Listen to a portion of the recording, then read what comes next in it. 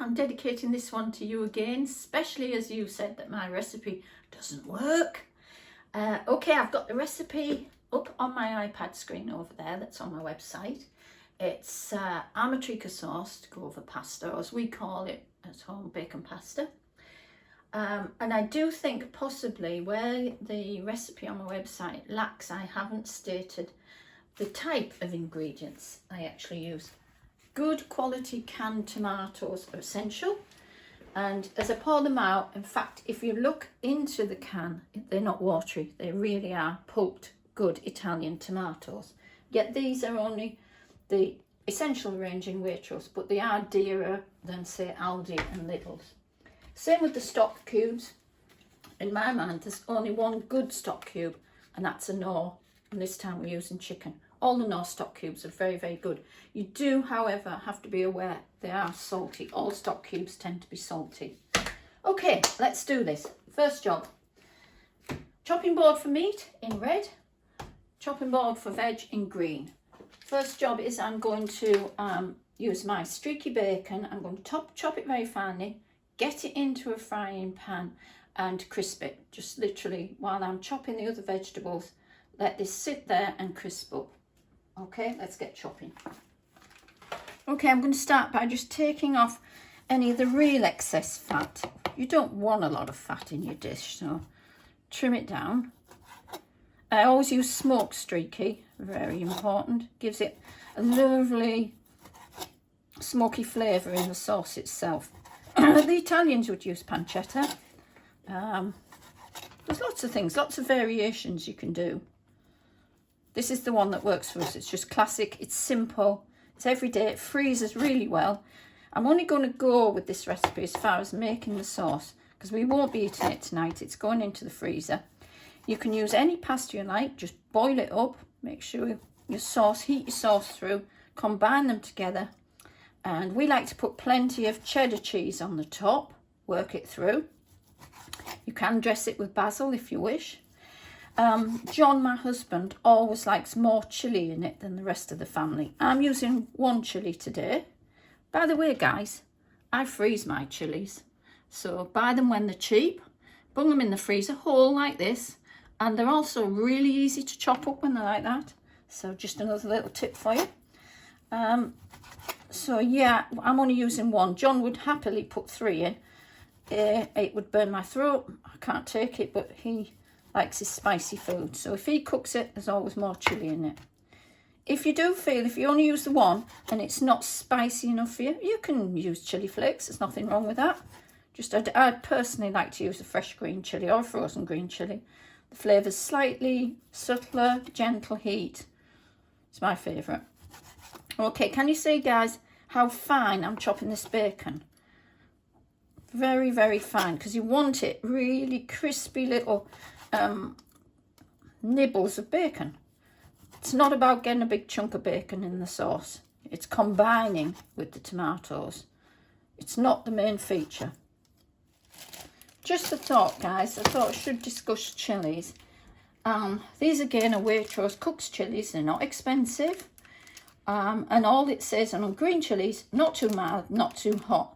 Unlike, say, a Scotch bonnet, which would blow your brains out. So if you use one Scotch bonnet in this dish, you probably wouldn't be able to eat it unless you're well used to chilies. So just be aware when you're buying chilies. Generally, you buy red chilies, it's hotter. There are some mild red chilies, but these green chilies are great for this dish. Okay, nearly finished with the bacon. I'm going to just turn the pan on, get the pan nice and hot to start with. Let's get that pan turned on. You need to just take sitting there on the heat. Don't add anything to it. Just get your pan warm while you finish off chopping your bacon.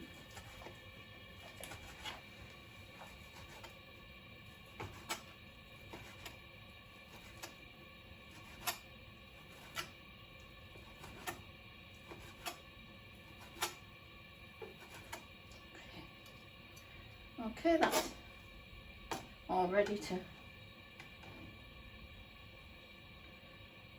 go in there. Get rid of the knife that's been used for meat. Right, okay. Just going to sit there. that's now going to be washed. You can put these chopping boards into the dishwasher as well if you've got a dishwasher, which is nice. Make sure any bacteria and anything's destroyed. Right, okay, I'm just going to leave that sit there. In a few minutes that'll start to sizzle away. It's got to get super crispy. And I'll literally take that out and put it on a plate on some kitchen roll to dry off the fat on it before we add it back to the sauce. Right, I'm just going to go and get my onions. I forgot to get the onions out. One medium-sized onion, not too big. You can very easily put a dish out of balance. You can get some beautiful big onions just like that. Trouble is, you're only using 2 cans of tomatoes, 1 pack of bacon, not a lot of ingredients. Too much onion will crucify your dish. So let's get chopping.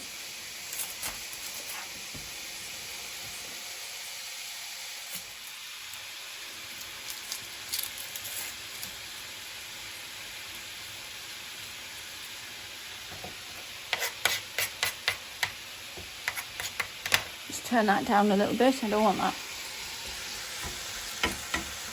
All bacon has an element of water in it. So you want the water to go before it can actually start crisping up. So you don't want it cooking too fast. That water, that fat has all got to render down.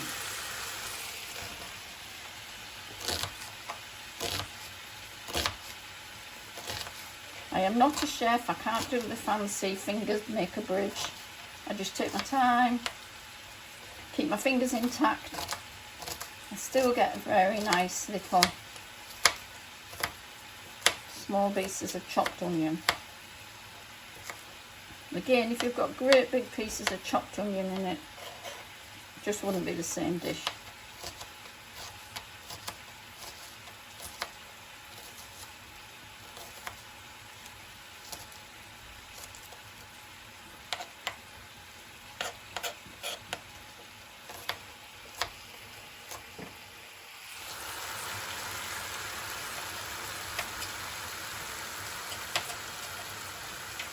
Get a bowl, put that into a bowl.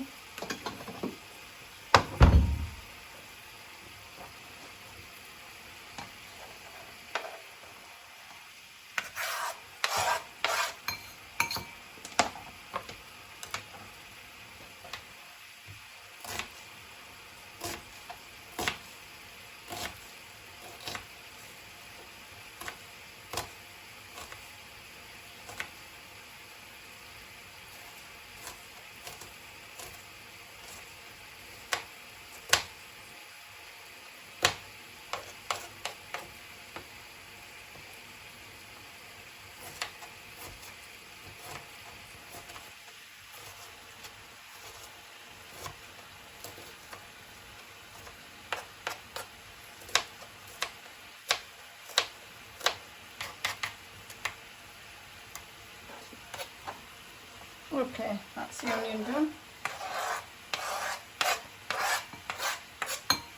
Next job, chilli.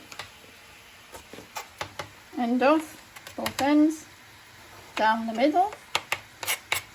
I take out the seeds, like that. Seeds have a lot of heat in. Right, I'm going to finely chop my chilli and just put it in with the onions.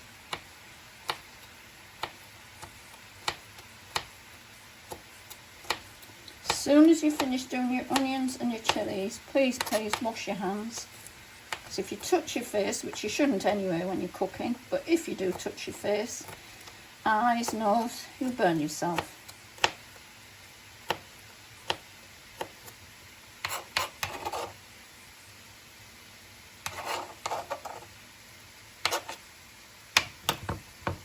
Okay, just going to wash my hands.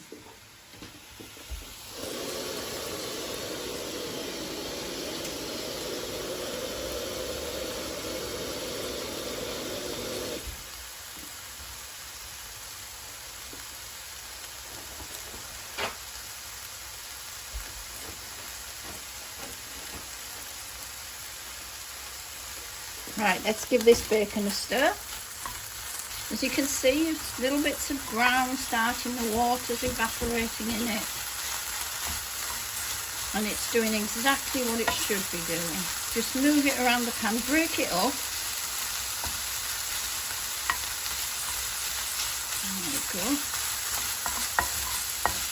And it smells delicious.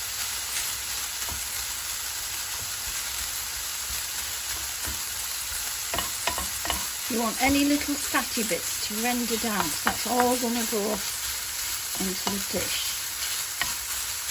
But that's still a long way to go yet, guys. You can, if you want to, put it on a metal tray, put it in the oven and dry it out. It's more expensive doing it that way because this way's a lot quicker. But I quite like doing it that way. If I'm going to use the oven for something else, it actually then becomes more cost effective. So because you do, I think you get the crispiest bacon done that way, drying it out in the oven.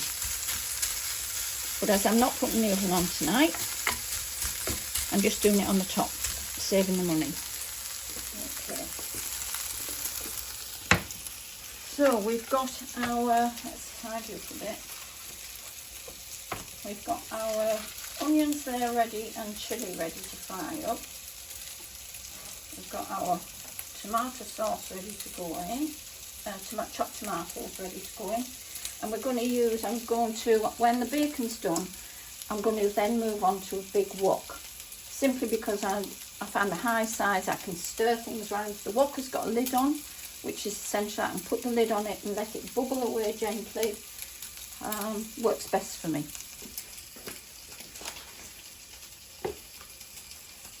Okay, I'll get the wok out.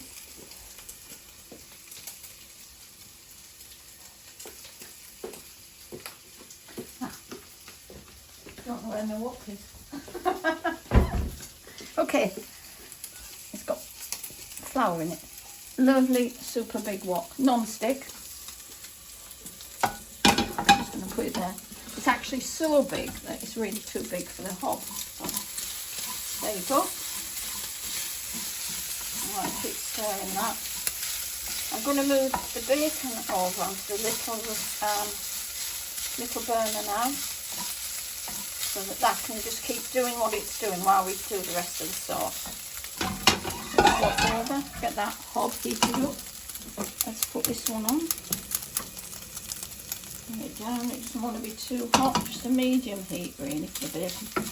Sit there doing its little job. Okay, let's see what heat we've got there. Again about medium. Now, this time I do add a little splash of olive oil. I always use extra virgin olive oil. You can use any of the oils really, I like olive oil. Right, short splash, let that come to heat. I'm going to push it round in.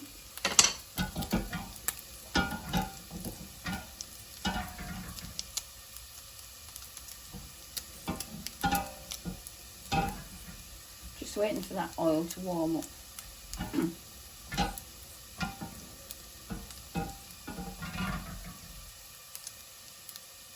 Okay, that's should be alright. So, yeah, that's what I was waiting to hear. It starts the cooking. When your food goes in and it sizzles, you've literally started the cooking process straight away. Your food is not absorbing the oil, it's been cooked in it. Stir the bacon at the same time. Multitasking. There we go. That's still got a long way to go, guys. A lot of you are going to think, God, she's burning the bacon. Oh, I can smell the chilli cooking away in there. I just want to get these onions nicely sautéed through before we add the tomatoes. If I add anything to that now, it literally stops the onions releasing the sweetness that I want. And here's a tip for you.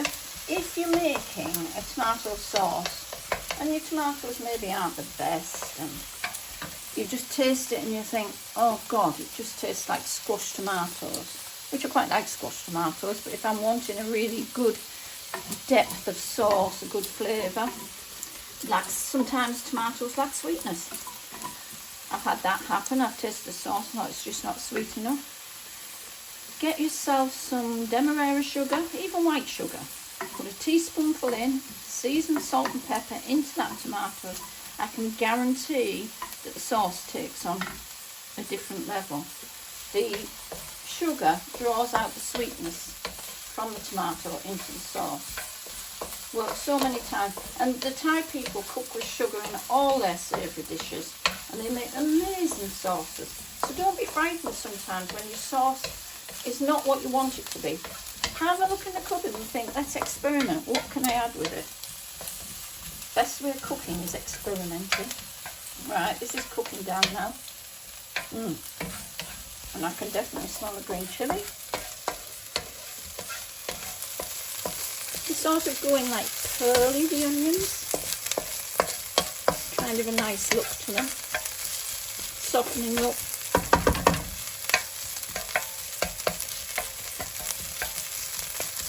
As you can see, it's not a lot of onion. What you don't want is you don't burn onions because they become bitter. This is where sometimes you add onion and garlic to a pan. The garlic cooks so quick and that will burn so quick. Burnt garlic, there's nothing worse. The dish will taste really different. Okay, we're going in with oregano now. Oregano, whatever you want to call it. I would say probably a teaspoonful, but I sort of just, I like herbs, so that's it. Okay, first can of tomatoes going in, just move that around. I like to cook my spice in. Just make sure it's coated with the oil, the onions. Nothing's left floating around too dry. Okay. Now look at those guys, they're thick tomatoes.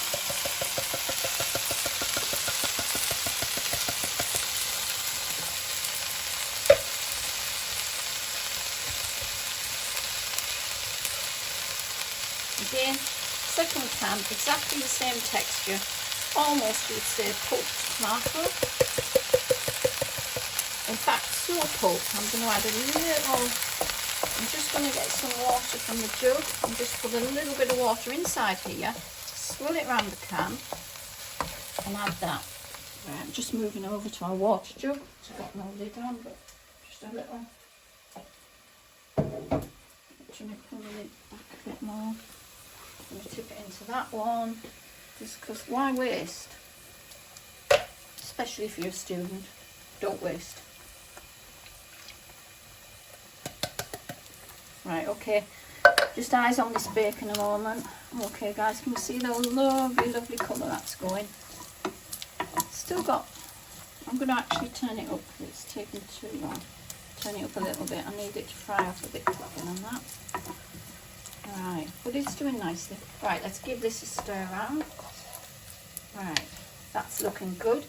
Already that's got a nice saucy feel to it. But it's going to be different again by the time it's finished. Okay.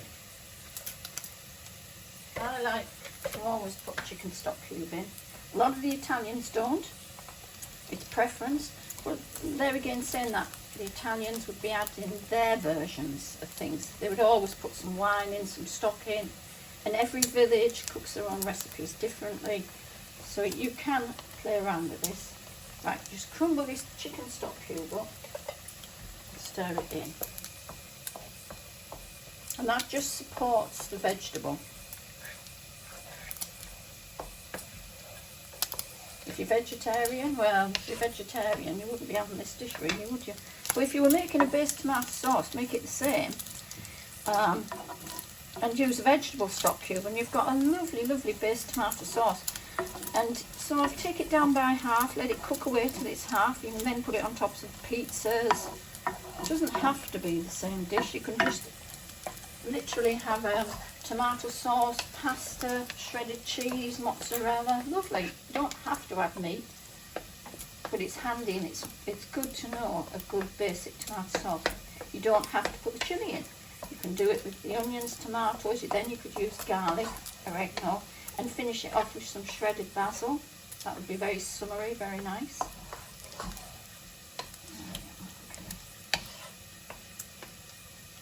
Right, I'm going to taste it.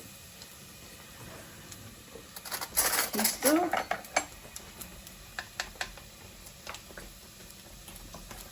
Oh God, it's already delicious actually.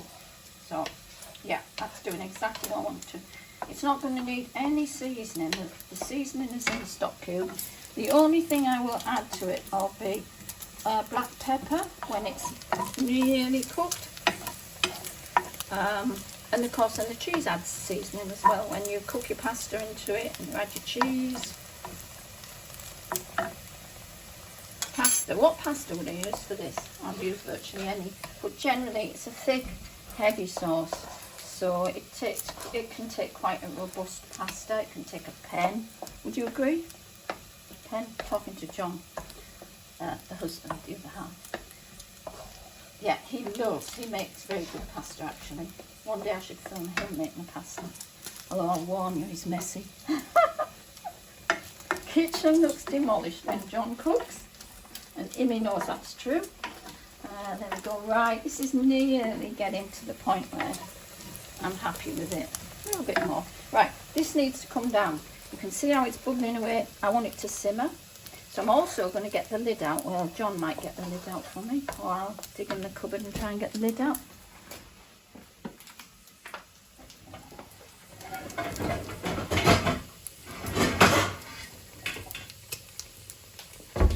Okay. Wok lid with a steam hole, which is perfect. It means it can sit there, bubble away. It doesn't really condense. The steam comes out so you don't get juices running back in. Which is not, you don't really want that. You want to keep your sauce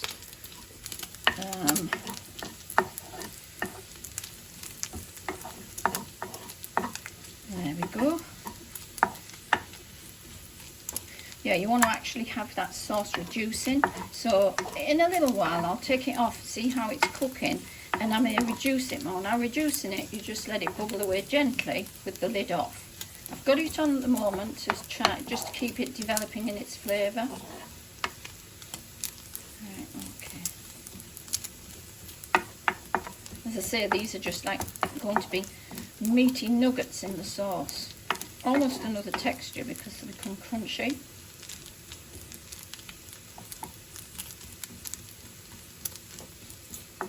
What you can do, and what I think I will do tonight, because this is kind of nice, is you can actually add it as it is to the pan and put the bacon fat in, which, you know, sometimes I don't do that, but it does add another layer to your, it's just like when the Italians add virgin oil all over the top of the pasta that they've just cooked. It's simply another layer to the depth that you're giving it.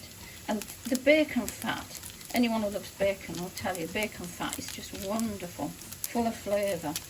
So why not put that in the pan? And I think that's exactly what I'm going to do any minute now. I don't want to take that much further because the last thing you need is for it to taste burnt. But that is looking really good. So let's just get that in there and add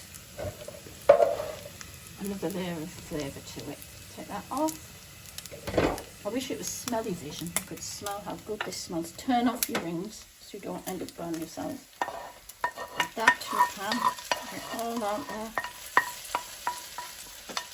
That sauce is already so thick, the bacon's actually sitting on the top. A thin sauce, that would just disappear into it. And that over there. Right, okay. Combine that in.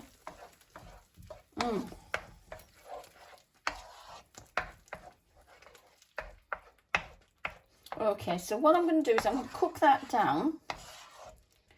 Probably give it 30 to 40 minutes, keeping an eye on it. It's on a low simmer. Just let it bubble away. And then we'll come back to it. And I will show you then what it looks like at its final stage. At which point I would just put it in a container and leave it to cool. Anything you put into your freezer must be stone cold to start with. Don't put warm food into your freezer. It's dangerous bacteria wise. and it's also, you just have condensation in your food. It wouldn't be nice at all. So you've got to stand it in a tub in your kitchen till it's fully cooled, put a lid on it, date it, and put it into your freezer. To be honest, it never hangs around long in our freezer, so it's very seldom I date it. When we know it's in there, we have it for supper one night. Then when you come in one night from uni, work, whatever, you can just pull it out, shove it in the microwave, and it can be heating through thoroughly while your pasta's cooking. And just grate yourself some cheese. You don't have to have it with cheese, but I really feel it misses the cheese if you don't. We use like a strong or a good mature cheddar, but you can use any cheese you want on it. Some of the Italians would probably just break up lumps of mozzarella and bits of parmesan on. That's fine. Right guys, I'm just going to let that cook away. I'm going to give it 22, I'll look at it in about 30 minutes, but I suspect it'll be 40 minutes before I'm really happy. See you later. And we're back. Okay, I've just lifted the lid on this and come and have a look. So you can see where the sauce was initially, around the edges of this pan here. And this is very thick, very lovely, smells divine. And that's it now, guys. It's just ready for your pasta. Put it with your pasta, put your cheese on top, and you've got a lovely supper there. So I think that's it. I hope, Amy, you give it a go. Try it again, and this time I hope it works.